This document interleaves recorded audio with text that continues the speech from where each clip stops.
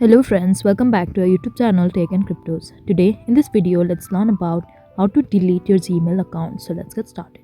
At first let's get into Gmail. Now click on this three-line icon in the top left corner and click on settings. Now choose the Gmail account you want to delete and click on manage your Google account. Now click on data and privacy and scroll down. We can see this option called delete a Google service. So let's tap on this, click on continue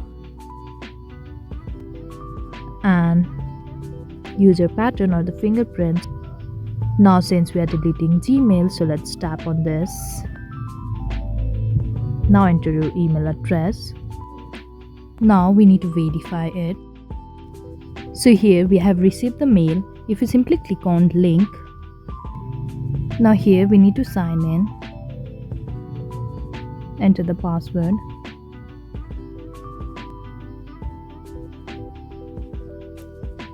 now simply click on yes I want to delete and finally click on delete Gmail, after which your Gmail account will be finally deleted. So this is all we can do to delete our Gmail account. I hope you like the video. Please do like and subscribe. Thanks for watching.